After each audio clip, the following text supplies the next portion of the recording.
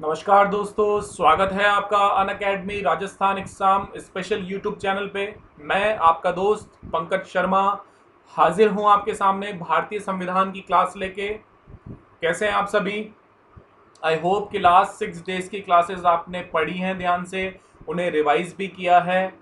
कल हमने जानकारी हासिल करी थी कि भारतीय संविधान का निर्माण किस प्रकार हुआ, क्या प्रक्रिया रही, संविधान सभा ने किस प्रकार से 2 वर्ष और कुछ महीने और दिनों में संविधान के निर्माण कार्य को पूरा किया। उसके बाद हम देखते हैं संविधान सभा की समितियों के बारे में हमने बात करी थी। संविधान सभा ने पहला मंत्रिमंडल किस प्रकार का बनाया, ये सारी बातें हमने करी थी।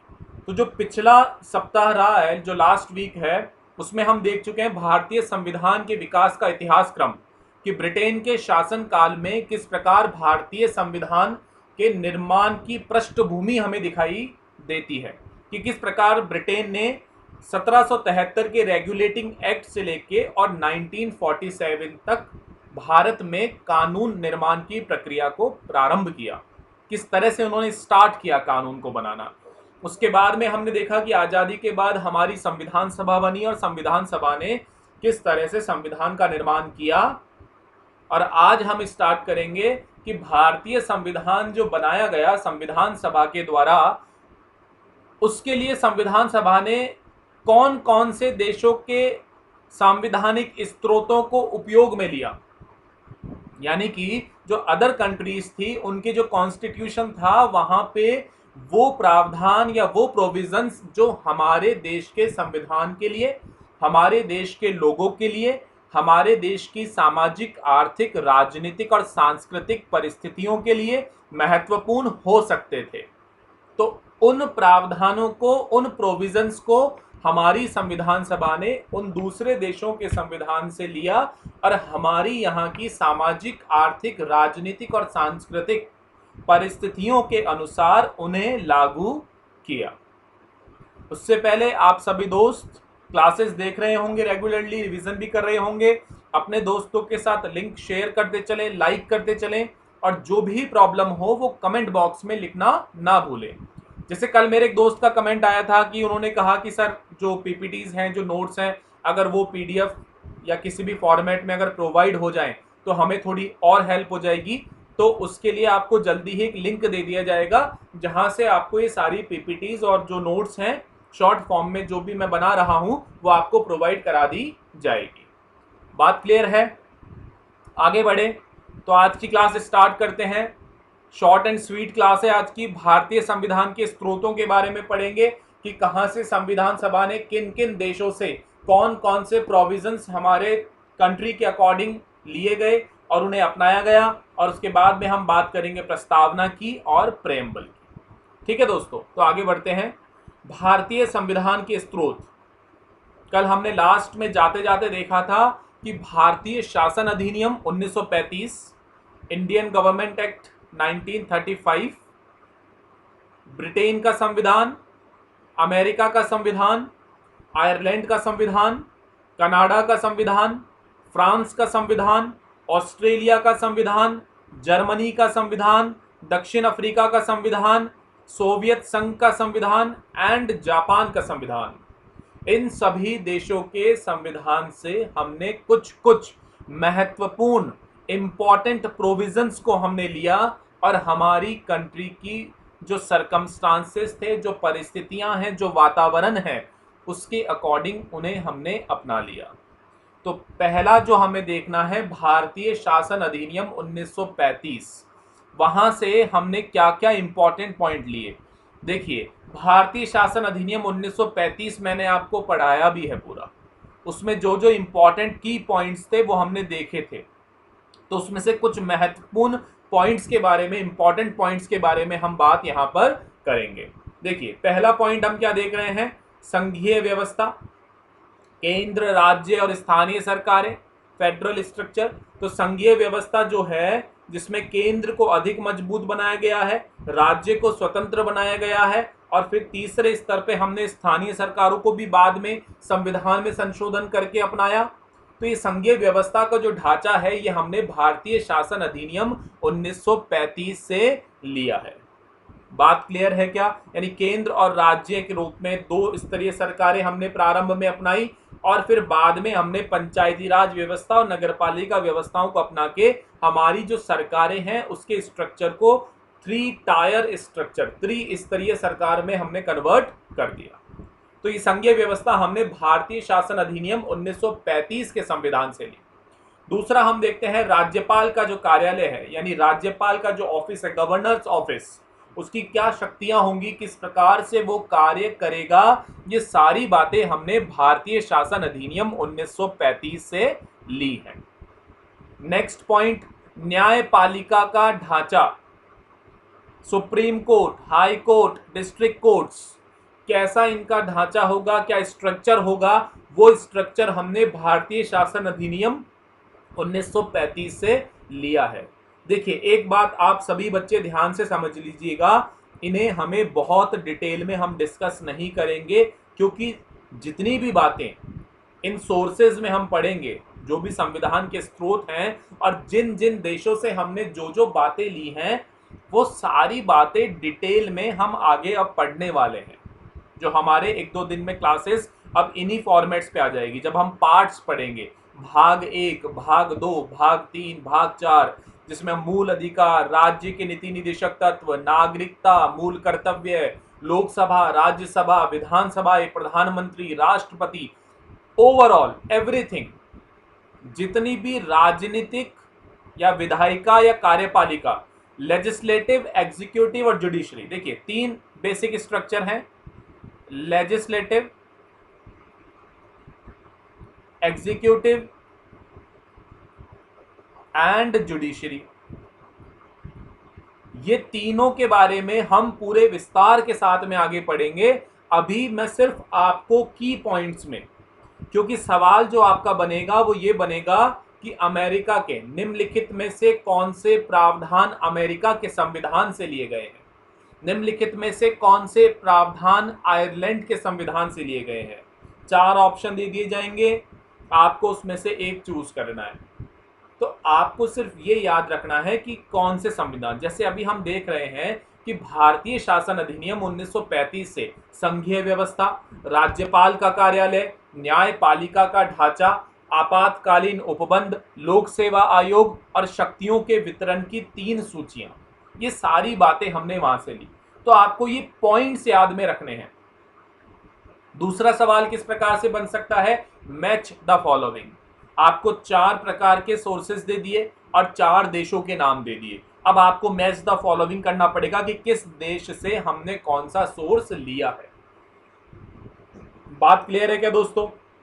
तो यहाँ पे की पॉइंट्स याद रखने हैं, उनकी जो मूल भावना है वो थोड़ा हम समझेंगे भी, बाकी के बारे में हम विस्तार से चर्चा आगे की क्लासेस में करेंगे।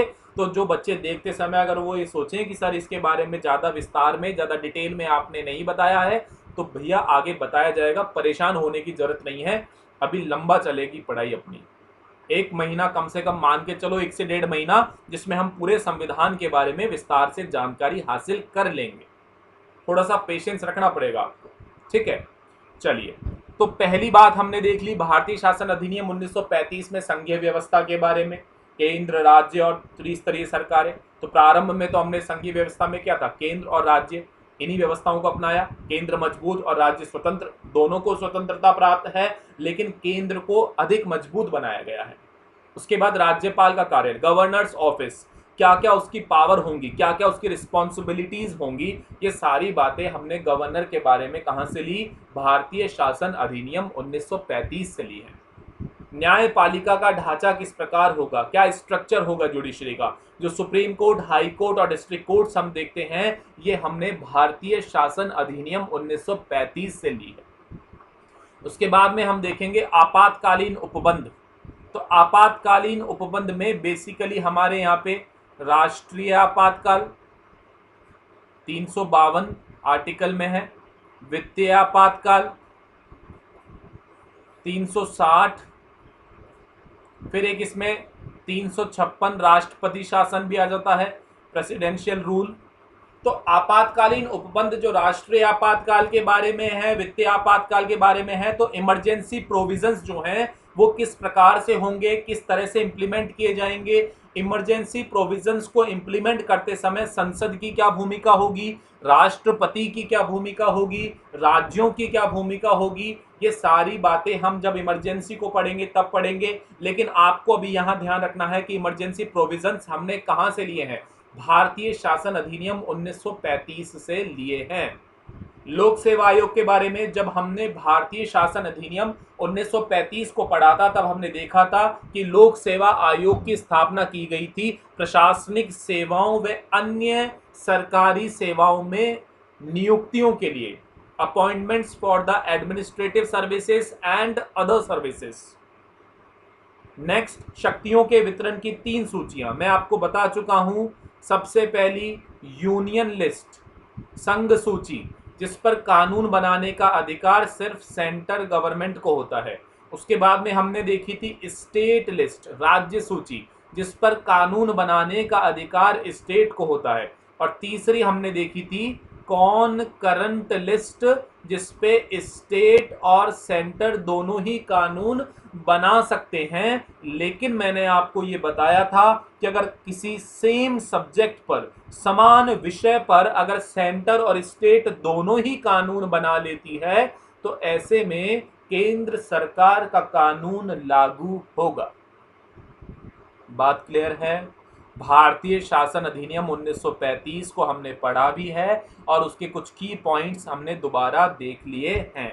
आगे हम चलेंगे उस देश के संविधान पे जिसने हमारे पर शासन किया। ब्रिटेन के संविधान से हमने क्या क्या बातें ली हैं। पहली बात जो हमने ली है कि एक राष्ट्रपति का जो पद बनाया है, जिसको हम कह सकते हैं कि नाम मात्र का प्रमुख होता है। हालांकि शक्तियां बहुत सारी हैं, लेकिन राष्ट्रपति अपनी अधिकतम शक्तियों का प्रयोग मंत्री परिषद की सहायता से करता है, या हम कहें कि मंत्री परिषद की एडवाइस से करता है। तो ब्रिटेन में जिस प्रकार वहां का औपचारिक जो शासक है, ब्रिटेन का जो वहां पे फॉर्मल या इनफॉर्मल जो शासक है, औपचारिक शासक है, वो वहां की महारानी होती है। बात क्लियर है? तो उसी प्रकार भारत में भी ब्रिटेन की महारानी के समान एक पद बनाया गया जो कि राष्ट्रपति का पद है। राष्ट्रपति के पास में सारी शक्तियां तो हैं। जब हम राष्ट्रपति को पढ़ेंगे तो उसमें एक लाइन हम सुनेंगे कि सभी कार्यपालिका शक्तियां राष्ट्रपति में निहित होती हैं, यानी कि कार्यपालिका शक्तियों का सभी का प्रयोग राष्ट्रपति के द्वारा ही किया जाता है। लेकिन उसमें एक बात और हम देखेंगे कि राष्ट्रपति सभी शक्तियों का प्रयोग मंत्री परिषद के विचार विमर्श से, उनकी सहायता से करता है। बिना मंत्री परिषद की सहायता के वो कोई भी कार्य नहीं करता है, यानी कि उसके पास में कोई भी विवेकाधिकार नहीं है, कोई डिस्क्रिएशनरी पावर नहीं है कि वो अपनी समझ बूझ से कार्य करे। इसलिए कहा गया कि नाम मात्र का प्रमुख होता है राष्ट्रपति, प्रेसिडेंट। तो ये पद हमने कहां से लिया? ब्रिटेन के संविधान से। मंत्रियों की कैबिनेट प्रणाली देखिए, तो सीधी सीधी सी बात है, कैबिनेट प्रणाली के बारे में हमने पढ़ा भी था।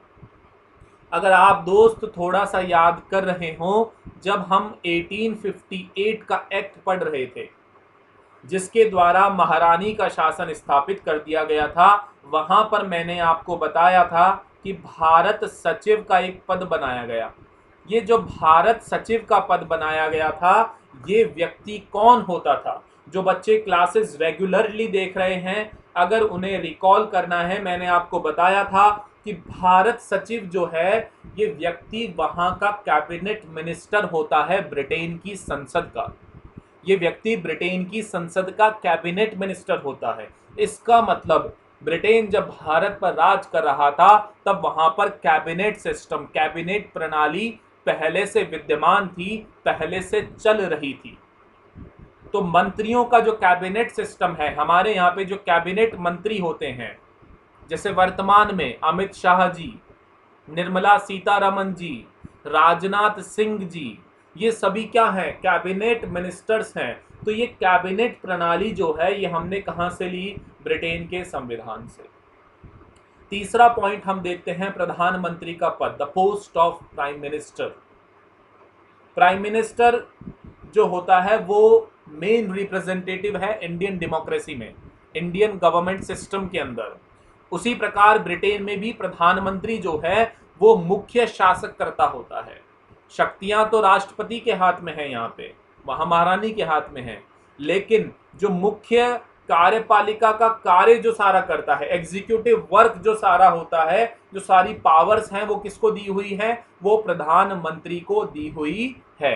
तो प्राइम मिनिस्टर का जो पद है उसकी कार्य शक्तियां हैं, प्रधानमंत्री का चुनाव किस प्रकार से होता है, उसका पोस्ट किस प्रकार से बनता है, ये सब हमने कहां से लिया? ब्रिटेन के संविधान से हमने लिया है। सरकार का संसदीय प्रकार, सरकार कहां से चलती है? संसद से। नीचे वाला पॉइंट भी साथ देख लीजिए, 2 सदनों वाली संसद है, लोकसभा और राज्यसभा। आपको कुछ याद आ रहा होगा 1935 का भारत सरकार अधिनियम, ठीक है, जब ब्रिटेन यहां पर था, शासन कर रहा था, आजाद करने से पहले ही भारत में 2 प्रकार की संसद बना दी गई थी, ठीक है, दोनों प्रकार की संसद, यानी संसद के 2 सदन बना दिए गए थे। 1935 के अधिनियम के द्वारा 2 प्रकार के सदन बना दिए गए थे, एक लोकसभा और दूसरा राज्यसभा। उस समय लोकसभा का कार्यकाल 3 वर्ष का था और राज्यसभा का 5 वर्ष का। अभी वर्तमान में लोकसभा का कार्यकाल 5 वर्ष का है और राज्यसभा का कार्यकाल 6 वर्ष का है। बात क्लियर है? तो 2 सदनों वाली संसद प्लस सरकार जितने भी कार्य करेगी वो संसद के माध्यम से करेगी। कोई भी जो कानून बनेगा वो कानून कहां से बनेगा? संसद से बनेगा। लोकसभा और राज्यसभा से आपको वो बिल पारित करवाना पड़ेगा और फिर राष्ट्रपति के हस्ताक्षर करवाने पड़ेंगे, तब जाकर के वो लॉ यानी जो विधेयक लाया गया था संसद में वो कानून का रूप ले पाएगा। बात क्लियर है क्या?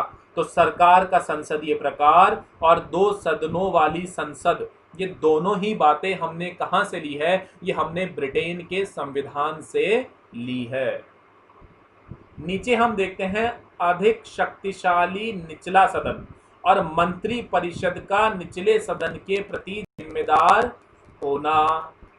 बात क्लियर है क्या? दोनों बात एक साथ बता देता हूं। निचला सदन यानी लोकसभा और मंत्री परिषद किसके प्रति जिम्मेदार है?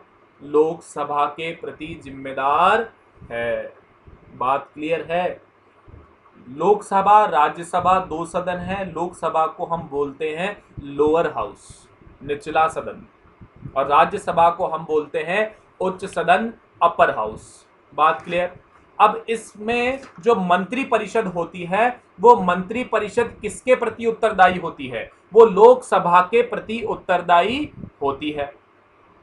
संविधान का जो अनुच्छेद 75(3) है ये इसके बारे में बात करता है कि मंत्री परिषद जो है वो लोकसभा के प्रति उत्तरदायी है।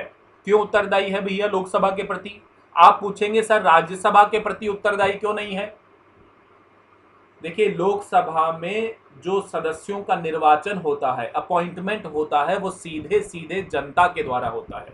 हम लोग हमारे प्रतिनिधियों को खुद चुनते हैं, हम ही वोट डालते हैं और उन वोटों के आधार पर जिसको सबसे ज्यादा मत प्राप्त होते हैं वो व्यक्ति लोकसभा में जाकर के बैठ जाता है। और जिस पार्टी को सबसे ज्यादा बहुमत मिलता है उसी पार्टी का जो नेता होता है वो प्रधानमंत्री बन जाता है। फिर प्रधानमंत्री जो है वो अपने मंत्रियों की नियुक्ति कर देता है। इस प्रकार से लोकसभा का निर्माण हुआ और लोकसभा से सरकार का निर्माण हुआ।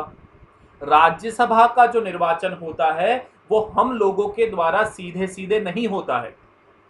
जैसे हम राजस्थान में रहते हैं, राजस्थान के एग्जाम्स की तैयारी कर रहे हैं, तो राजस्थान में विधानसभा जो है, जहां पे वर्तमान में मुख्यमंत्री अशोक गहलोत हैं, वहां पे 200 विधानसभा सीटें हैं। इन 200 विधानसभा सीटें हैं, यानी 200 एमएलए जो है, मेंबर ऑफ लेजिस्लेटिव असेंबली, जो आपके क्षेत्र का प्रतिनिधित्व कर रहे हैं, इन 200 एमएलए का चयन हमने किया है। इन 200 एमएलए का चयन किसने किया है? हमने किया है। अब राज्यसभा में जो राजस्थान का रिप्रेजेंटेटिव होगा, यानी जो व्यक्तियों का चयन, जिन व्यक्तियों का चयन राजस्थान से राज्यसभा के लिए होगा, उनका चयन कौन करेंगे? ये 200 एमएलए करेंगे। आ रही है बात समझ में? हमने चुना राजस्थान के 200 एमएलए को, और ये 200 एमएलए क्या करेंगे कि राज्यसभा में जो राजस्थान के उम्मीदवार जाएंगे उनका चयन ये 200 एमएलए करेंगे। तो क्या हमने सीधे रूप में राज्यसभा के उम्मीदवारों को चुना? नहीं, हमने अप्रत्यक्ष तौर पे, इनडायरेक्टली हमने उनको चुना है। हमने सीधे सीधे नहीं चुना है, वोट हमने नहीं डाला, हमने एमएलए को वोट डाला, और वो एमएलए वोट डाल करके राज्यसभा में राजस्थान के उम्मीदवारों को भेजेंगे। इस कारण से वहां पे हमारा सीधा रिप्रेजेंटेटिव नहीं है, हमारा इनडायरेक्ट रिप्रेजेंटेशन है। कहां पर? राज्यसभा में। लेकिन लोकसभा में क्या होता है? सीधे हम चुनेंगे, हम ही वोट डालेंगे कि ये व्यक्ति जीतेगा, इसको हम जिताना चाहते हैं, और इसे हम लोकसभा में भेजेंगे, जो हमारी बात कहां रखेगा? लोकसभा में रखेगा। इसलिए जो मंत्रिपरिषद बनती है, क्योंकि लोकसभा जो है वो क्या है? वो जनता का सदन है। लोकसभा को हम क्या बोल सकते हैं? जनता का सदन, पीपुल्स हाउस। तो जनता का जो सदन है, उस जनता के सदन के प्रति कौन जिम्मेदार होगा? मंत्रिपरिषद, प्रधानमंत्री जी और उसकी मंत्रिपरिषद, ये सभी लोग लोकसभा के प्रति जिम्मेदार हैं। अगर लोकसभा में इनके पास में विश्वास मत नहीं है, यानी लोकसभा का अगर इन पर से विश्वास खत्म हो गया, तो सरकारें गिर जाती है। इनके बारे में विस्तार से चर्चा की जाएगी। अभी आपको ध्यान में क्या रखना है कि मंत्रिपरिषद जो है वो निचले सदन यानी लोकसभा के प्रति जिम्मेदार होती है, और लोकसभा जो है वो सीधे जनता के द्वारा चुनी जाती है, उसे जनता का सदन कहा जाता है। इस कारण से वो मंत्रिपरिषद उसके प्रति जिम्मेदार है। लोकसभा में एक अध्यक्ष होता है, लोकसभा स्पीकर जिसको हम कहते हैं। वर्तमान में ओम बिड़ला जी हैं। ये पद हमने कहां से लिया है? ये हमने ब्रिटेन के संविधान से लिया है। नेक्स्ट, एकल नागरिकता, सिंगल सिटीजनशिप सिस्टम। आपके पास और मेरे पास, सबके पास भारत की ही नागरिकता है, हम इंडियंस हैं। आपके और मेरे पास राजस्थान की अलग से नागरिकता नहीं है। तो ये जो एकल नागरिकता वाला कॉन्सेप्ट है, ये हमने कहां से लिया? हमने ब्रिटेन के संविधान से लिया है। संसदीय विशेषाधिकार, पार्लियामेंट्री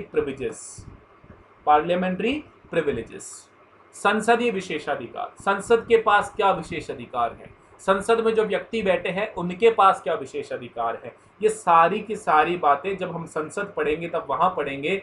संसदीय विशेषाधिकार का जो कॉन्सेप्ट है वो हमने ब्रिटेन के संविधान से लिया है। नेक्स्ट, विधि निर्माण की प्रक्रिया, कानून निर्माण की क्या प्रक्रिया होगी, किस प्रोसेस से कानून का निर्माण किया जाएगा, ये हमने कहां से लिया? ब्रिटेन के संविधान से लिया है। तो कानून निर्माण की एक प्रक्रिया जो हमें साधारण सी पता है शब्दों में, कि कोई भी कानून अगर केंद्र सरकार बनाना चाहती है तो उसे लोकसभा और राज्यसभा में एक विधेयक लाना पड़ेगा, एक बिल लाना पड़ेगा, उसे लोकसभा और राज्यसभा में बहुमत से पारित करवाना पड़ेगा। कुछ कंडीशंस में साधारण बहुमत की आवश्यकता होती है, कुछ कंडीशंस में विशेष बहुमत यानी 2/3 बहुमत की आवश्यकता होती है। जब लोकसभा और राज्यसभा से विधेयक पारित हो जाते हैं, पास हो जाते हैं, तो वो राष्ट्रपति के पास में सिग्नेचर के लिए जाते हैं, और राष्ट्रपति जब उस पर हस्ताक्षर कर देते हैं, सिग्नेचर कर देते हैं, तो वो विधेयक कानून के रूप में हमारे सामने आ जाता है। तो एक विधि निर्माण की ये प्रक्रिया है। तो विधि निर्माण की जो प्रक्रिया है वो हमने कहां से ली है? वो हमने ब्रिटेन के संविधान से ली है। बात क्लियर है? आगे बढ़ते हैं। अमेरिका का संविधान, मूल अधिकार, पहले भी बात कर चुके हैं, बहुत इंपॉर्टेंट है। इस हफ्ते में हम मूल अधिकार पढ़ना स्टार्ट कर देंगे, जो हमारी नेक्स्ट आगे क्लासेस आएंगी।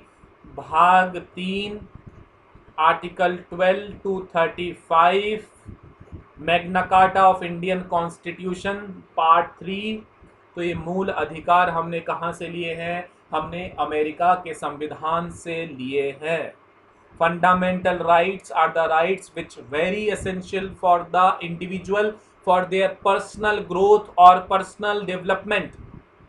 मूल अधिकार व्यक्ति के स्व विकास, खुद के व्यक्तिगत विकास के लिए बहुत बहुत आवश्यक है। ये हमने कहां से लिए? अमेरिका के संविधान से। न्यायपालिका को पूरी तरह से कार्यपालिका से स्वतंत्र रखा गया है। कार्यपालिका न्यायपालिका में किसी भी प्रकार का हस्तक्षेप, इंटरफेयर नहीं कर सकती है। तो ये न्यायपालिका की स्वतंत्रता का जो पॉइंट है, ये जो प्रावधान है, ये हमने कहां से लिया है? हमने अमेरिका के संविधान से लिया है। हम सभी जानते हैं कि भारत की judiciary, supreme court, high court and district courts, all these three are freely independent, पूरी तरह से स्वतंत्र हैं। इसके बाद न्यायिक पुनरीक्षण या पुनराविलोकन का सिद्धांत, जुडिशियल रिव्यू। जुडिशियल रिव्यू क्या करता है? कार्यपालिका कोई कानून बनाती है, विधायिका कोई बिल लेकर के आती है। अगर न्यायपालिका को लगता है कि सरकार के द्वारा लागू किए जाने वाले कानूनों से या सरकार के द्वारा किए जाने वाले कार्यों से जनता के हितों का नुकसान होता है, लोगों के जो राइट्स हैं उनको कम किया जा रहा है, लोगों के बेनिफिट्स को कम किया जा रहा है, तो न्यायपालिका के पास में पावर है कि वो उस कानून का पुनराविलोकन कर सकती है, जुडिशियल रिव्यू कर सकती है, और उस कानून से अगर मूल अधिकार या अन्य किसी महत्वपूर्ण अधिकार का हनन हो रहा है, वॉयलेशन हो रहा है, तो उस कानून को जुडिशरी जीरो, शून्य, खत्म कर सकती है। तो सीधे शब्दों में बात क्या है? सीधे शब्दों में बात यह है कि किसी भी कानून से अगर आपके और मेरे अधिकार, और विशेषकर कौन से अधिकार, विशेषकर मूल अधिकारों का अगर हनन हो रहा है, उनका नुकसान हो रहा है, उन्हें खत्म करने की कोशिशें की जा रही है, तो न्यायपालिका उन्हें रोक सकती है। इसी सिद्धांत को न्यायिक पुनराविलोकन का सिद्धांत कहा जाता है, और ये सिद्धांत हमने अमेरिका के संविधान से लिया है। नेक्स्ट हम देखते हैं सर्वोच्च न्यायालय और उच्च न्यायालय के न्यायाधीशों को पद से हटाया जाना और राष्ट्रपति पर महाभियोग की प्रक्रिया। राष्ट्रपति को जब हटाया जाना है उसके पद से, अगर उसके कार्यकाल के बीच में से ही अगर सरकार को, संसद को ये पता लगता है कि राष्ट्रपति अपने पद का दुरुपयोग कर रहे हैं, राष्ट्रपति अपने पद का दुरुपयोग कर रहे हैं, तो ऐसे में राष्ट्रपति को हटाया जा सकता है संसद के द्वारा। लेकिन संसद के द्वारा जो हटाए जाने की प्रक्रिया है, उस प्रक्रिया को बोलते हैं महाभियोग, इम्पीचमेंट। क्या बोलते हैं? इम्पीचमेंट।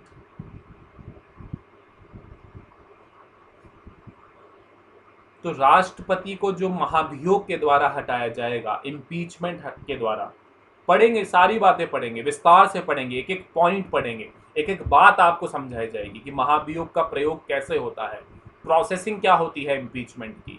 अभी सिर्फ की पॉइंट्स को ध्यान में रखिए, किस संविधान से, किस देश के संविधान से क्या क्या बातें ली गई हैं, बस इतना ध्यान रखिए। और थोड़ा विश्वास करिए, ये सारी बातें हम आगे की कक्षाओं में पढ़ेंगे। तो जो महाभियोग की प्रक्रिया है, महाभियोग कैसे लगाया जाएगा, ये सारे प्रावधान हमने अमेरिका के संविधान से लिए हैं। और मेरे दोस्तों, जिस प्रकार से राष्ट्रपति को हटाए जाने की प्रक्रिया अपनाई गई है, उसी प्रकार से सर्वोच्च न्यायालय और उच्च न्यायालय यानी सुप्रीम कोर्ट और हाई कोर्ट के जो जजेस होते हैं, उनको भी सेम प्रक्रिया के द्वारा हटाया जाता है। बस अंतर क्या पड़ जाएगा? राष्ट्रपति को जब हटाएंगे तो संसद भाग लेगी, जब सुप्रीम कोर्ट और हाई कोर्ट के जजेस को हटाएंगे तो वो संसद से राष्ट्रपति के पास भी प्रस्ताव जाएगा। चलिए, उपराष्ट्रपति का जो पद है हमारे यहाँ पे, वाइस प्रेसिडेंट।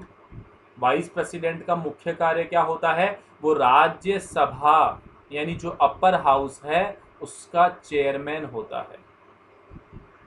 तो उपराष्ट्रपति का पद, जिसका मुख्य कार्य क्या है? वो राज्यसभा का चेयरमैन।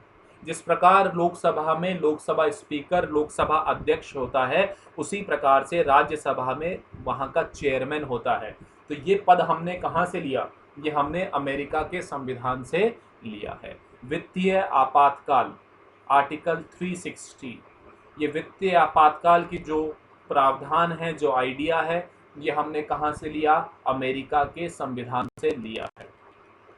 संविधान की सर्वोच्चता भारत में हम देखते हैं, मैंने आपको ये पहली और दूसरी क्लास में भी बताया था कि आजकल अखबारों में और सोशल मीडिया पे हमें देखने को मिलता है कि संविधान का उल्लंघन हो रहा है, संविधान का दुरुपयोग किया जा रहा है। संविधान बहुत आवश्यक है। जब लोकसभा और राज्यसभा में आप वहाँ के जो सेशंस होते हैं, जब सत्र चल रहे होते हैं, तो बार बार हमारे माननीय सांसद और मंत्रीगण बार बार कहते हैं कि संविधान अनुरूप, संविधान अनुरूप, यानी कि जो भी है, जैसा भी है भैया, वो सब संविधान के द्वारा है। यानी सुप्रीम पावर कौन है? संविधान। प्रकृति का सुप्रीम पावर भगवान है, उसी प्रकार भारत में जो सरकार है, जो राजनीतिक, जो प्रशासनिक ढांचा है, उसमें सुप्रीम पावर किसके हाथ में है? संविधान के हाथ में है, इंडियन कॉन्स्टिट्यूशन के हाथ में है। आगे देखते हैं आयरलैंड के संविधान में राज्यसभा के सदस्यों का जो नामांकन की प्रक्रिया है, मैंने आपको बताया है अभी थोड़ी देर पहले कि लोकसभा के सदस्यों को हम सीधे सीधे प्रत्यक्ष रूप से मतदान के द्वारा चुन करके भेजते हैं, लेकिन राज्यसभा के सदस्यों का जो नामांकन है वो राज्यों की विधानसभाओं के सदस्यों के द्वारा किया जाता है। तो राज्यसभा के सदस्यों के नामांकन की जो प्रक्रिया होगी वो हमने कहाँ से ली है? हमने आयरलैंड के संविधान से ली है। राज्य के नीति निर्देशक सिद्धांत, वेरी इंपॉर्टेंट, भाग 4 में पढ़ेंगे मूल अधिकार के बाद में, आर्टिकल 36 to 51। ये हमने कहाँ से लिए? शॉर्ट फॉर्म बोलते हैं DPSP, directive principles of state policy. ये हमने लिए हैं आयरलैंड के संविधान से। बात क्लियर है दोस्तों? राष्ट्रपति की निर्वाचन पद्धति, राष्ट्रपति का निर्वाचन कैसे होगा, राष्ट्रपति के निर्वाचन में कौन कौन से लोग भाग लेंगे, उसका जो निर्वाचक मंडल है, जो इलेक्टोरल बोर्ड है, वो कैसे बनेगा, यानी कैसे आप राष्ट्रपति को बनाएंगे, चुनेंगे, वो सारी की सारी जो प्रक्रिया है वो हमने आयरलैंड के संविधान से ली है। बात क्लियर है? जैसे लोकसभा के सदस्य क्या करते हैं? नामांकन करते हैं, एक पार्टी से टिकट लेते हैं या निर्दलीय खड़े होते हैं, फिर हम वोट डालते हैं, जिसको ज़्यादा वोट मिलते हैं वो लोकसभा में पहुंच जाता है, लोकसभा सदस्य बन जाता है। तो भैया राष्ट्रपति का चुनाव कैसे होगा? आप और मैं तो भाग नहीं लेते हैं, तो कौन भाग लेता है? कैसे भाग लेता है? वोटिंग कैसे होती है? चुना कैसे जाएगा? तो ये सारा जो सिस्टम है, राष्ट्रपति की निर्वाचन की जो पद्धति है, ये पद्धति हमने कहाँ से ली है? हमने आयरलैंड के संविधान से ली है। चलिए आगे बढ़ते हैं कनाडा के संविधान से। कनाडा इंपॉर्टेंट राष्ट्र, कनाडा में बहुत भारतीय रहते हैं। केंद्र द्वारा राज्य के राज्यपालों की नियुक्ति, हम देखते हैं कि सभी राज्यों में राज्यपाल होते हैं। किसी एक राज्य के लिए एक राज्यपाल हो सकता है या दो राज्यों के लिए भी एक राज्यपाल की नियुक्ति की जा सकती है। बात क्लियर है? एक राज्य के लिए एक राज्यपाल होता है और दो राज्यों के लिए एक राज्यपाल की नियुक्ति भी की जा सकती है। ये राज्यपालों की जो नियुक्ति होती है वो केंद्र सरकार करती है, सेंट्रल गवर्नमेंट करती है, यानी कि वर्तमान में मोदी जी कर रहे हैं, उनकी सरकार कर रही है। बात क्लियर है? मोदी सरकार क्या करेगी? राज्यपालों की नियुक्ति करेगी। अब ये राज्यपालों की नियुक्ति कैसे होगी? ये हमने कहाँ से लिया? कनाडा के संविधान से लिया कि राज्यपालों की नियुक्ति की जाएगी, द गवर्नर ऑफ स्टेट्स बनाए जाएंगे, लेकिन जो नियुक्ति करेगी वो सेंट्रल गवर्नमेंट करेगी। कोई चुनाव नहीं होंगे इसके लिए, हर चीज के लिए चुनाव नहीं कराया जा सकता है। जिस पद की जितनी गरिमा है उस हिसाब से उस पर नियुक्ति की जाती है।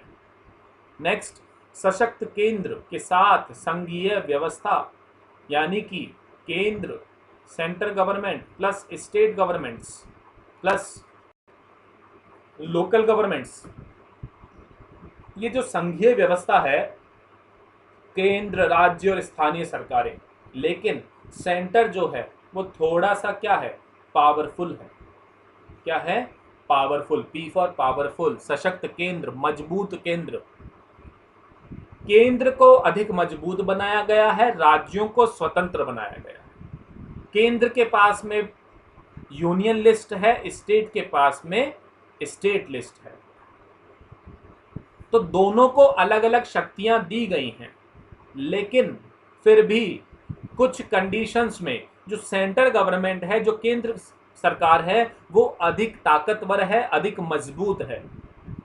किसकी तुलना में? राज्य सरकारों की तुलना में। लेकिन ये जो संघीय व्यवस्था को अपनाया गया है, स्वतंत्रता सबको दी गई है, ये हमने कहां से ली है? हमने कनाडा के संविधान से ली है कि केंद्र भी स्वतंत्र, राज्य भी स्वतंत्र, स्थानीय सरकारें भी स्वतंत्र, लेकिन केंद्र इसमें थोड़ा मजबूत रहेगा, क्योंकि रहना भी चाहिए, क्योंकि पूरे भारत का प्रतिनिधित्व, पूरे भारत में एकता और अखंडता बनाए रखना, शांति बनाए रखना, पूरे देश में राजनीतिक और कार्यपालिका, विधायिका की व्यवस्था बनाए रखना, संसद से कार्य करने की शक्ति, ये सभी बातें केंद्र सरकार के हाथ में हैं। तो केंद्र को थोड़ा सा मजबूत होना जरूरी हो जाता है।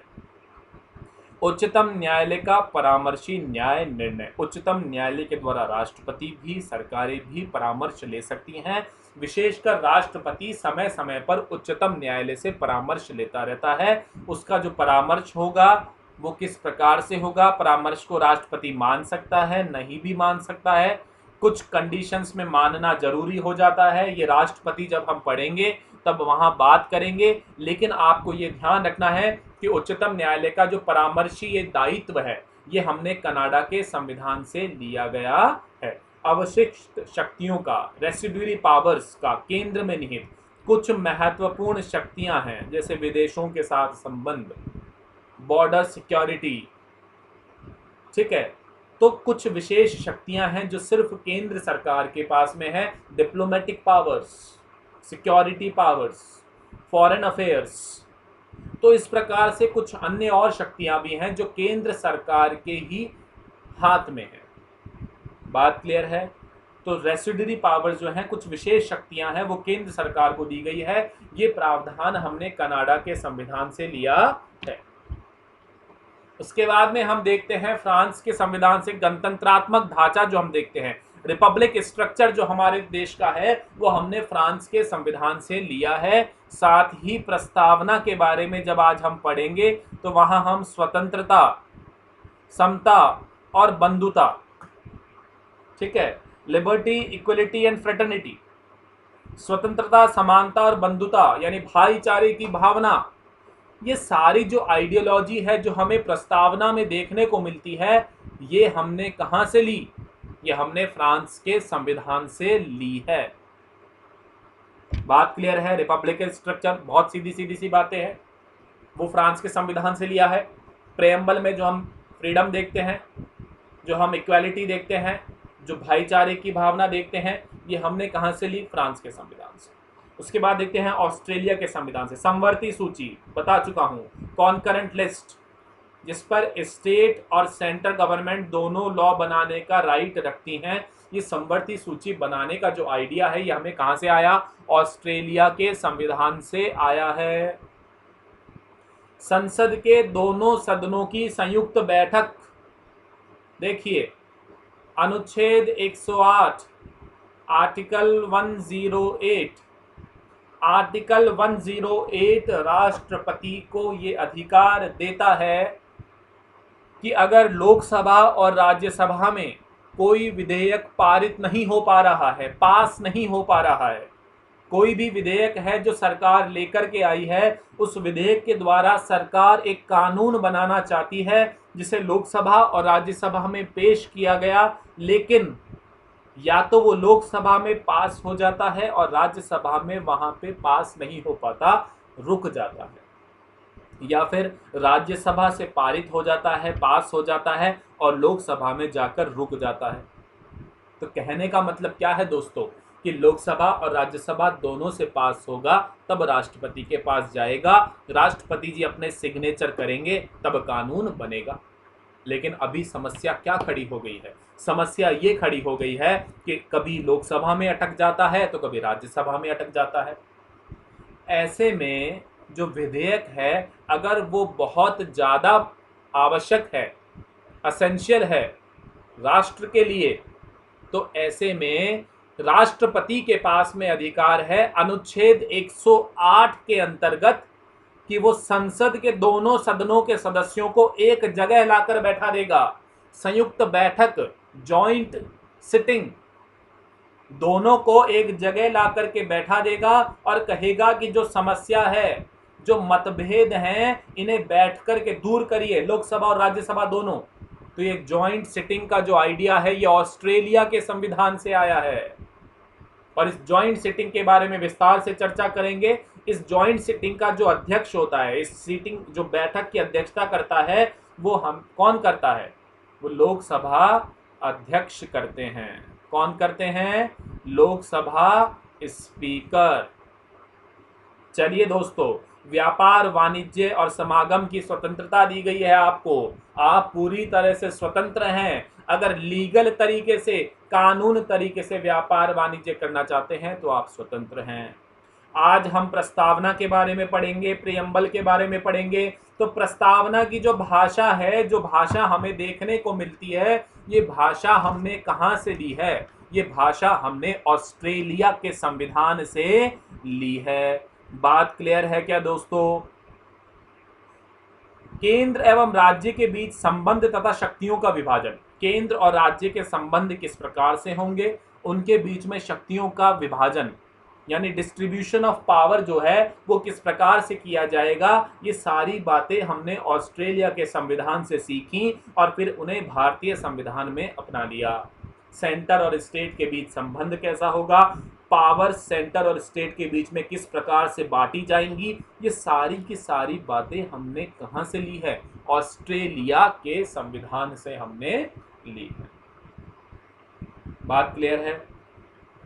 प्रस्तावना की भाषा हमने कहां से ली? ऑस्ट्रेलिया के संविधान से। एक बात जो मैं आपको बताना चाहूंगा, अमेरिका के संविधान में हमने पढ़ा था कि नेहरू जी के दिमाग में उद्देशिका का जो विचार आया था, जिसे 13 दिसंबर 1946 को प्रस्तुत किया गया था और 22 जनवरी 1947 को अपना लिया गया था, ये बात हमने कल की क्लास में पढ़ी थी। तो ये जो उद्देशिका का जो विचार आया था यानी प्रेम्बल, ये अमेरिका के संविधान से आया था।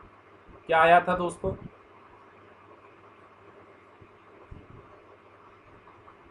उद्देशिका को बनाने का विचार।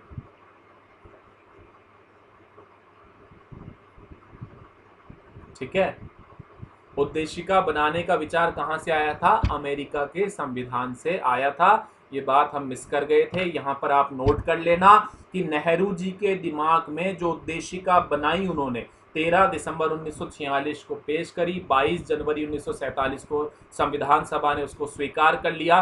तो ये उद्देशिका का जो आइडिया था वो अमेरिका के संविधान से आया था। ऑस्ट्रेलिया के संविधान से क्या मिली हमें? प्रस्तावना की भाषा। ठीक है, समवर्ती सूची, संसद के दोनों सदनों की संयुक्त बैठक, व्यापार, वाणिज्य और समागम की स्वतंत्रता, केंद्र राज्य के बीच संबंध कैसे होंगे, शक्तियों का विभाजन किस प्रकार से होगा, ये सारी बातें हमने ऑस्ट्रेलिया से। जर्मनी के संविधान से क्या लिया? आपातकाल के दौरान राष्ट्रपति मौलिक अधिकार संबंधी शक्तियां, यानी जब आपातकाल लागू होगा तो राष्ट्रपति जो मूल अधिकार हैं, जो भाग 3 में हम पढ़ेंगे, जिन मूल अधिकारों को हमने अमेरिका के संविधान से लिया है, उन मूल अधिकारों को राष्ट्रपति स्थगित कर सकता है, सस्पेंड कर सकता है। तो उसमें बात हम पढ़ेंगे जब आपातकाल में कि आर्टिकल 20 और 21 को छोड़ करके वो सभी मूल अधिकारों को स्थगित कर सकता है, सस्पेंड कर सकता है। कौन कर सकता है? राष्ट्रपति कर सकता है। तो आपातकाल के दौरान मूल अधिकारों के साथ में किस प्रकार का व्यवहार किया जाएगा, मूल अधिकार रखे जाएंगे या स्थगित कर दिए जाएंगे, 20 और 21 को रखा जाएगा और बाकी सबको स्थगित कर दिया जाएगा, ये सारी की सारी बातें जो आइडिया है ये हमने जर्मनी के संविधान से लिया है, जिसको जर्मनी के संविधान को वीमर कॉन्स्टिट्यूशन भी कहते हैं। तो आपातकाल के समय मौलिक अधिकारों को सस्पेंड कर देने का जो आइडिया है वो जर्मनी के संविधान से लिया गया है। अगला दक्षिण अफ्रीका का संविधान, राज्यसभा के सदस्यों का जो निर्वाचन होता है, राज्यसभा के सदस्यों का जो निर्वाचन होता है ये हमने कहां से लिया है? ये दक्षिण अफ्रीका के संविधान से लिया है। और संविधान में संशोधन की जो प्रक्रिया है, संविधान में संशोधन की प्रक्रिया आर्टिकल 368 ये हमने कहां से लिया? दक्षिण अफ्रीका के संविधान से लिया है। ठीक है, तो ये दक्षिण अफ्रीका के संविधान से संविधान में संशोधन की प्रक्रिया और राज्यसभा के सदस्यों का निर्वाचन। देखिए, दो बातें हैं हमने देखी है।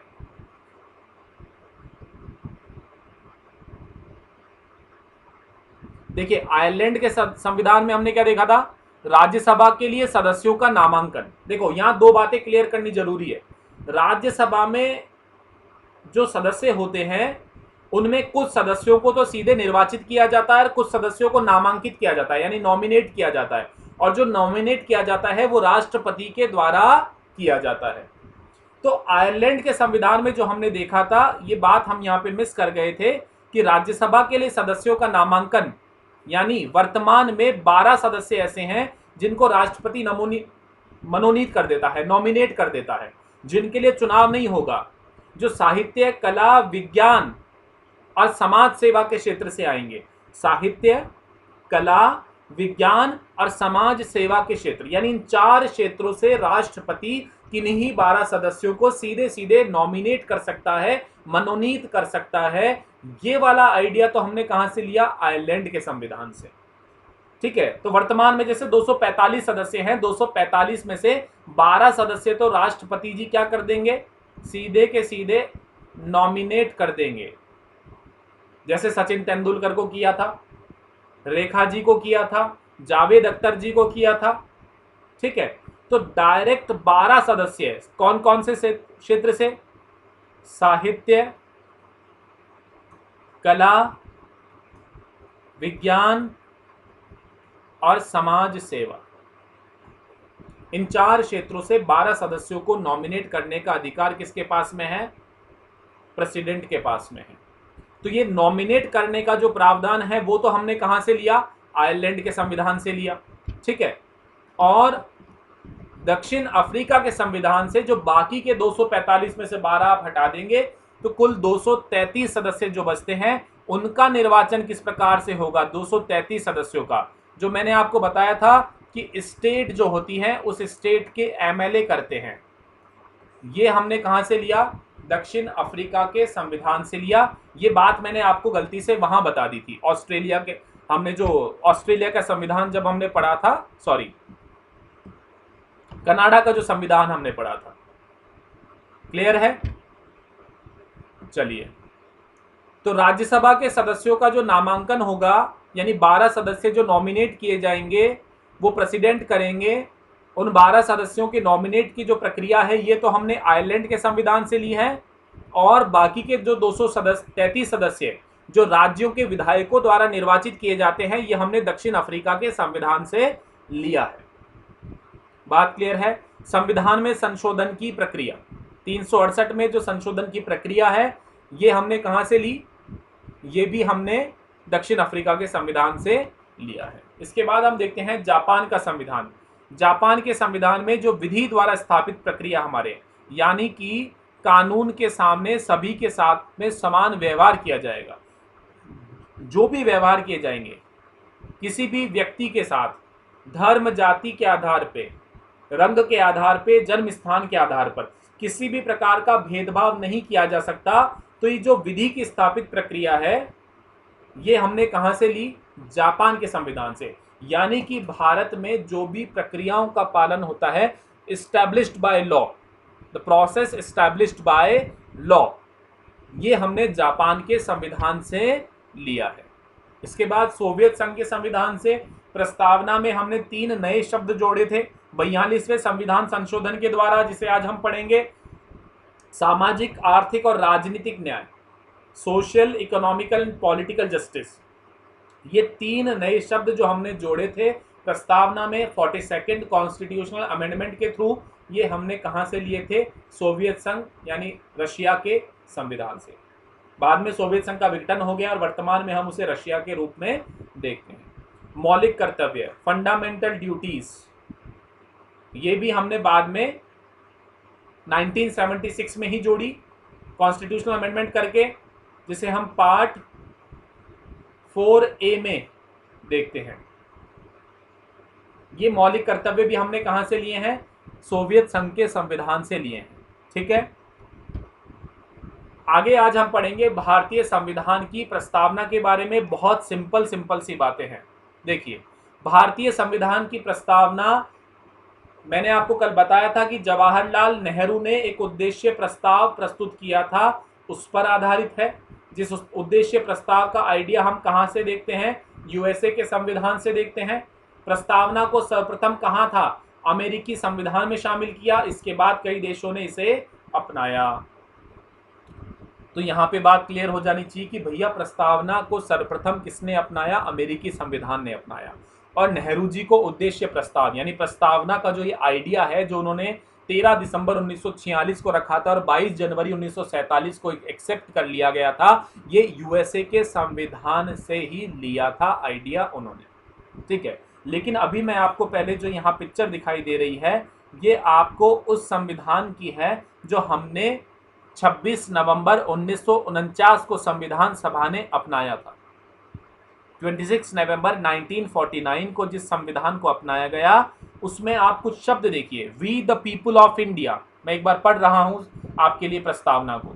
We the people of India having solemnly resolve to constitute India into a sovereign democratic republic and to secure to all its citizens justice, social, economic and political liberty of thought, expression, belief, faith and worship, equality of status and of opportunity, and to promote among them all fraternity, assuring the dignity of the individual and the unity of the nation. In our constituent assembly, their 26th day of November 1949, do hereby adopt, enact and give to ourselves this constitution.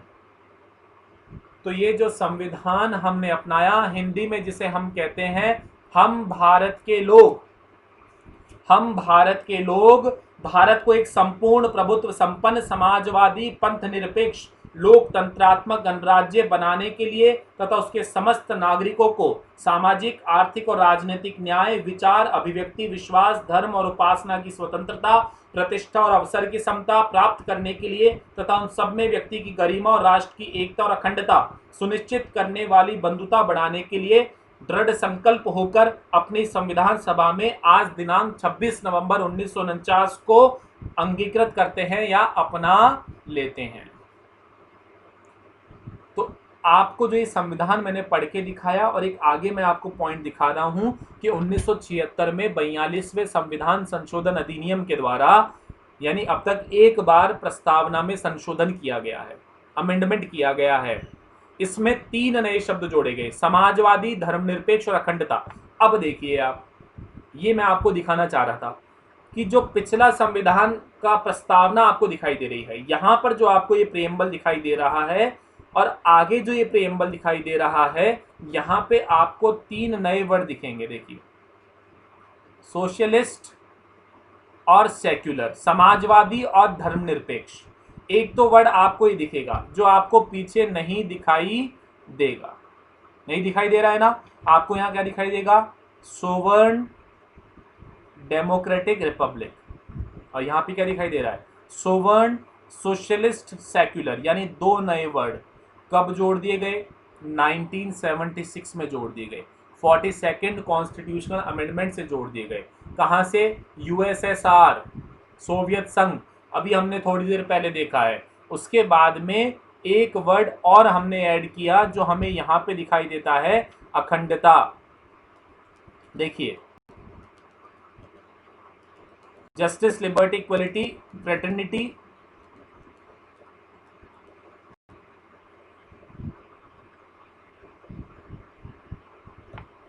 sovereign, socialist, secular, democratic republic, and to secure to all citizens justice, social, economical, and political liberty of thought, expansion, belief, faith, equality of status and opportunity, fraternity among the dignity of the individual, and the unity and integrity. यहाँ नीचे देखिए, यहाँ पे fraternity वाले point में देखिए unity and integrity, ये जो मैंने हाईलाइट किया है।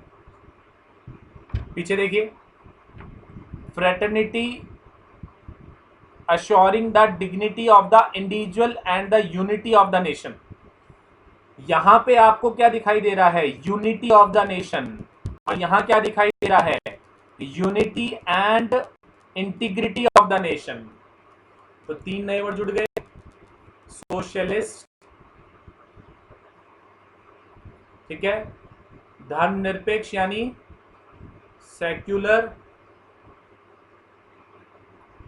और अखंडता यानी कि इंटीग्रिटी।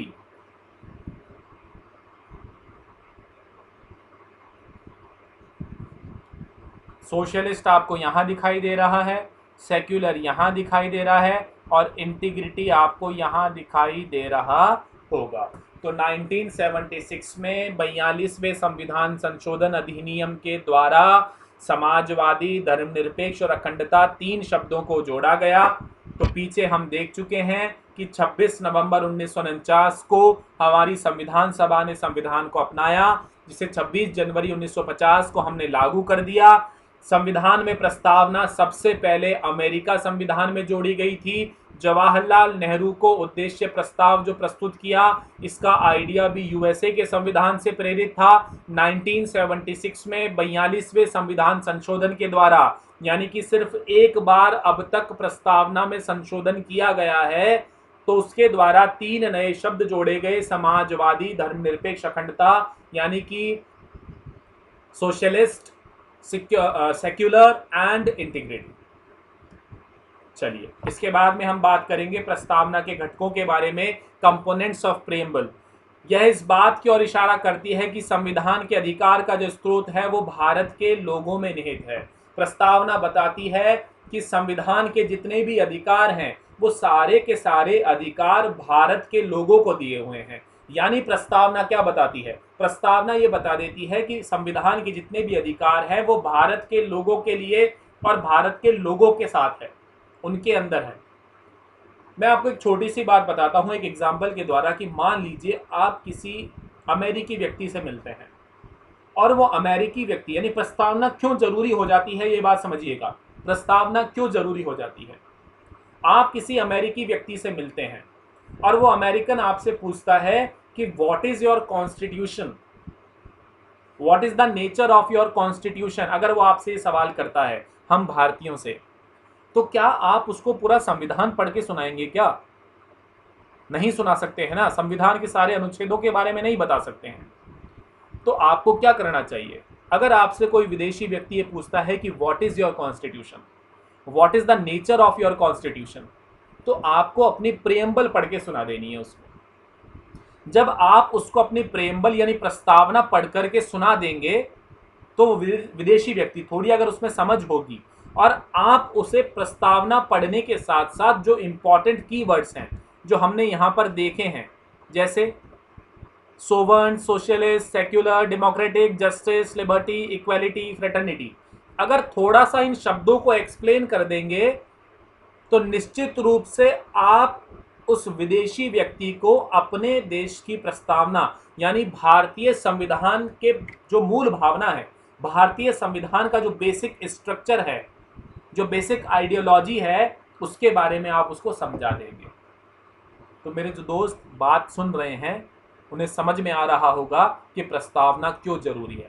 प्रस्तावना अगर याद है, प्रस्तावना पढ़कर अगर आप किसी विदेशी व्यक्ति को सुना देते हैं, किसी विदेशी मंच पर अगर ये सवाल खड़ा होता है कि just tell about the nature of Indian constitution, then what you can say, you can elaborate the preamble of Indian constitution. अगर आप इंडियन कॉन्स्टिट्यूशन की प्रस्तावना को सुना देते हैं, उसको थोड़ा सा एक्सप्लेन कर देते हैं, तो आप हमारे देश के संविधान की प्रकृति को उस व्यक्ति को 10 मिनट में समझा सकते हैं। तो प्रस्तावना का इंपॉर्टेंट कंपोनेंट क्या है कि संविधान के जो अधिकार हैं वो भारत के लोगों में हैं, और यह घोषणा करता है कि भारत एक समाजवादी, धर्मनिरपेक्ष, लोकतांत्रिक गणतंत्र राष्ट्र है। यह सभी नागरिकों के लिए न्याय, स्वतंत्रता, समानता को सुरक्षित करता है और राष्ट्र की एकता और अखंडता को बनाए रखने के लिए भाईचारे को बढ़ावा देता है। बात क्लियर है? आगे हम कुछ मूल शब्दों के बारे में थोड़ी सी बात कर लेते हैं कि प्रस्तावना के जो मूल शब्द, जैसे संप्रभुता क्या कहता है? सोवरेनिटी। सोवरेनिटी कहती है कि भारत किसी भी विदेशी और आंतरिक शक्ति के नियंत्रण में नहीं है। क्या भारत पर किसी दूसरे देश का अधिकार है क्या? नहीं। हम पूरी तरह से स्वतंत्र हैं, हम पर किसी का अधिकार नहीं है, हम पर हमारा ही अधिकार है। We the people of India, we have own right on our self. तो ये हमारी सोवरेनिटी है, संप्रभुता है कि हम पर किसी दूसरी शक्ति का अधिकार नहीं है, हम पूरी तरह से स्वतंत्र हैं।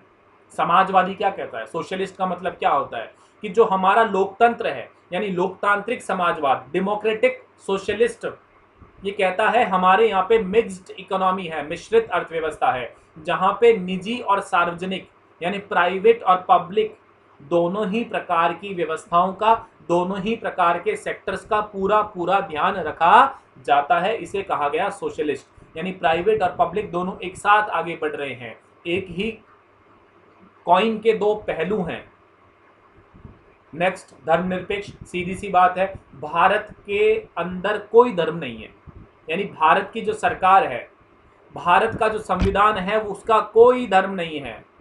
तो आप बोलोगे सर इतने सारे धर्म तो देखने को मिलते हैं, हिंदू, मुस्लिम, सिख, ईसाई, जैन, बौद्ध। भारत का कोई धर्म नहीं है, भारत की सरकार, भारत के संविधान का कोई धर्म नहीं है, भारत के लोगों का धर्म है। और भारत का संविधान सभी धर्मों का बराबर बराबर आदर करता है। हम सभी धर्मों को स्वीकार करते हैं और हम लोग भी दूसरे के धर्म का भी आदर करते हैं और खुद के धर्म का तो आदर करते ही। तो भारत क्या है? एक सेक्युलर कंट्री है, जहां पे सभी धर्मों को बराबर सुरक्षा दी जाती है, सभी धर्मों को बराबर संरक्षण और समर्थन दिया जाता है, प्रोटेक्शन दिया जाता है। इसके बाद लोकतांत्रिक। भारत एक लोकतांत्रिक देश है, हमें पता ही है। यहाँ की पूरी जो सत्ता है, पूरी की पूरी जो शक्ति है, ये हम ही लोगों के हाथ में है, क्योंकि हम सरकार बनाते हैं। लोकतंत्र की परिभाषा, जनता का, जनता के लिए, जनता के द्वारा, अब्राहम लिंकन की जो परिभाषा है, इसे हमने पूरी तरह से अपनाया है। यहाँ की जो सरकारें हैं, हमारे प्रतिनिधि हैं, वो हमारे द्वारा चुने जाते हैं। नेक्स्ट, गणराज्य। एक गणतंत्र अथवा गणराज्य में राज्य का जो प्रमुख है, प्रत्यक्ष या परोक्ष रूप से लोगों के द्वारा चुना जाता है। राजनीतिक संप्रभुता एक राजा के बजाय लोगों के हाथों में। गणराज्य का मतलब क्या होता है? रिपब्लिक। कि जो देश का जो राजा है, वो राजा यानी वर्तमान में भारत का जो अगर राजा हम कहेंगे तो वो राष्ट्रपति को कहेंगे। तो राष्ट्रपति को हम प्रत्यक्ष रूप से तो नहीं, परोक्ष रूप से, इनडायरेक्ट वे में चुनते हैं। क्योंकि हमने किसको चुना है? विधानसभाओं के सदस्यों को चुना है, हमने लोकसभा के सदस्यों को चुना है। ठीक है, तो जब राष्ट्रपति का चुनाव होता है तो उसमें लोकसभा, राज्यसभा और विधानसभाओं के सदस्य भाग लेते हैं। इनमें से दो सदन ऐसे हैं, लोकसभा और विधानसभा, जिनके सदस्यों को हमने खुद वोट डाल करके चुना है। तो इनडायरेक्ट वे में हम ही राष्ट्रपति को चुन रहे हैं, हमारे राजा को चुन रहे हैं। तो जिस भी राष्ट्र में राजा का चुनाव जनता के द्वारा होता है, यानी राजनीतिक संप्रभुता, पॉलिटिकल सोवरेनिटी, इंडिपेंडेंस जो है वो राजा के पास नहीं, उस देश की जनता के हाथों में होती है। उस देश को रिपब्लिक कंट्री, तो हम एक रिपब्लिक हैं, इसलिए प्रस्तावना में रिपब्लिक वर्ड लिया गया है। नेक्स्ट हम देखते हैं न्याय, जस्टिस। जस्टिस यानी हमारी प्रस्तावना सामाजिक, आर्थिक और राजनीतिक न्याय की बात करती है, जो कि हम हमारे मौलिक अधिकारों में पढ़ेंगे और नीति निर्देशक सिद्धांत DPSPs में पढ़ेंगे। तो हमारी प्रस्तावना में सोशल, इकोनॉमिकल और पॉलिटिकल जस्टिस की बात की गई है, जो हमने देखी है। स्वतंत्रता। स्वतंत्रता का मतलब है हर व्यक्ति स्वतंत्र है। कोई व्यक्ति चाहे कितना ही गरीब क्यों ना हो, वो किसी के भी गुलाम नहीं है हमारे देश में। ना वो सरकार का गुलाम है, ना वो किसी निजी संस्था का, किसी व्यक्ति का, ना किसी सरकारी व्यक्ति का, वो किसी का भी गुलाम नहीं है, यानी हर व्यक्ति स्वतंत्र है। हमारे यहाँ पे इमैनुअल कांट की जो परिभाषा है, इमैनुअल कांट एक बड़े फिलोसफर रहे हैं, वो कहते हैं कि मानव चाहे कैसा भी हो, चाहे गरीब हो, चाहे किसी भी धर्म का हो, उसकी गरिमा इंपॉर्टेंट होती है। तो भारत में इंसान की जो गरिमा है, उसके जो रिस्पेक्ट है, जो उसकी ह्यूमन वैल्यूज़ है, उसको ध्यान में रखा गया है। इसलिए वो पूरी स्वतंत्रता हमारी प्रस्तावना हमें प्रदान करती है और हमारा संविधान भी हमें पूरी स्वतंत्रता प्रदान करता है। इक्वालिटी तो आपको पता ही है, हमारे यहाँ पे सोशल, इकोनॉमिकल और पॉलिटिकल हर तरह से इक्वालिटी प्रदान की गई है। किसी के भी साथ न धर्म के आधार पे, न जाति के आधार पे, न रंग के आधार पे, न जन्म स्थान के आधार पर भारत में किसी भी प्रकार का भेदभाव नहीं किया जाता है। नेक्स्ट, भाईचारा। संविधान की प्रस्तावना व्यक्ति और राष्ट्र की एकता और अखंडता की गरिमा को बनाए रखने की बात करती है और लोगों के बीच भाईचारे, यानी लोग एक रहें, सभी धर्म जातियों के लोग, हम एक ही देश के लोग हैं, हम भारतीय हैं और सभी भारतीयों को प्रेम पूर्वक भाईचारे के साथ में एक साथ रहना चाहिए और देश की एकता और अखंडता को बनाए रखना चाहिए। नेक्स्ट, आज का हमारा लास्ट टॉपिक है कि क्या प्रस्तावना संविधान का भाग है। देखिए, थोड़ा सा इंटरेस्टिंग है। एक बार संविधान की प्रस्तावना हमने बना ली, हमने स्वीकार कर ली। संविधान की प्रस्तावना में आपको बता दूं, पूरा संविधान जब बन गया था उसके बाद में आखिरी में प्रस्तावना को जोड़ा गया था। पूरा का पूरा संविधान बन जाने के बाद आखिरी में प्रस्तावना को जोड़ा गया था, ध्यान रखिएगा। तो सवाल ये उठा कि आखिरी में जब प्रस्तावना को जोड़ा जा रहा है, क्या प्रस्तावना संविधान का भाग है क्या? तो एक 1960 में सुप्रीम कोर्ट में मामला पहुंचा, जिसे बेरूबारी यूनियन के मामले से जाना जाता है।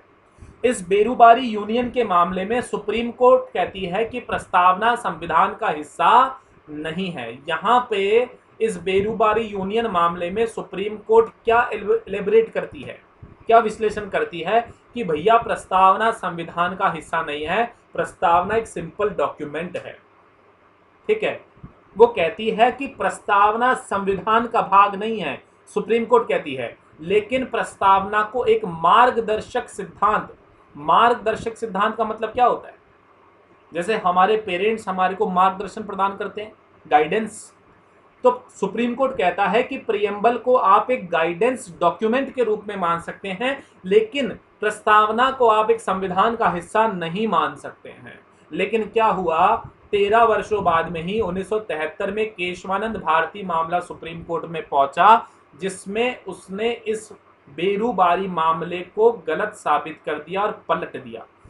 केशवानंद भारती मामले में सुप्रीम कोर्ट ने अपने पहले के फैसले को पलट दिया और यह कहा कि प्रस्तावना संविधान का एक हिस्सा है और इसे संविधान के अनुच्छेद 368 के तहत संशोधित किया जा सकता है, लेकिन इसके मूल ढांचे में परिवर्तन नहीं किया जा सकता। यानी केशवानंद भारती मामले में सुप्रीम कोर्ट अब क्या व्याख्या कर रही है? सुप्रीम कोर्ट कह रही है कि भैया प्रस्तावना जो है वो संविधान का हिस्सा है और उसमें आप बदलाव भी कर सकते हो अनुच्छेद 368 के तहत, लेकिन संविधान जो प्रस्तावना का मूल ढांचा है, जो बेसिक स्ट्रक्चर है, उसको आप नहीं बदल सकते हैं। बात क्लियर है क्या? यानी कि अब वर्तमान में जो स्थिति है उसमें हम क्या कहेंगे कि उद्देशिका यानी प्रस्तावना संविधान का भाग है। संविधान में आप संशोधन भी कर सकते हैं, जैसा कि हमने देखा 1976 42nd कॉन्स्टिट्यूशनल अमेंडमेंट के थ्रू संविधान में संशोधन किया भी गया है, लेकिन संविधान की जो मूल भावना है उसमें आप परिवर्तन नहीं कर सकते हैं। तो आज की कहानी यहाँ पूरी होती है। आज हमने देखा भारतीय संविधान के स्रोतों के बारे में जानकारी हासिल करी, हमने प्रस्तावना को जाना, प्रस्तावना में संशोधन कब किया गया और क्या नए प्रावधान जोड़ दिए गए और क्या प्रस्तावना संविधान का भाग है, इसके बारे में हमने जानकारी हासिल कर ली है। कल से हमारे मुख्य टॉपिक्स पे आएंगे। जिन जिन टॉपिक्स के बारे में अभी तक हमने थोड़ा शॉर्ट फॉर्म में पढ़ा है, सिर्फ बेसिक जानकारी हासिल करी है, अब हम कल से उनके बारे में विस्तार से चर्चा करना प्रारंभ कर देंगे। आज की क्लास में अगर आपको कोई प्रॉब्लम रही हो, कोई कंफ्यूजन रहा हो, तो प्लीज कमेंट बॉक्स में लिख दीजिएगा, आपकी प्रॉब्लम का सलूशन कर दिया जाएगा। बार बार पढ़िए, रिवीजन करते रहिए और फिर हम कल से हमारा नया टॉपिक स्टार्ट करेंगे, जय हिंद, जय भारत, ऑल द बेस्ट।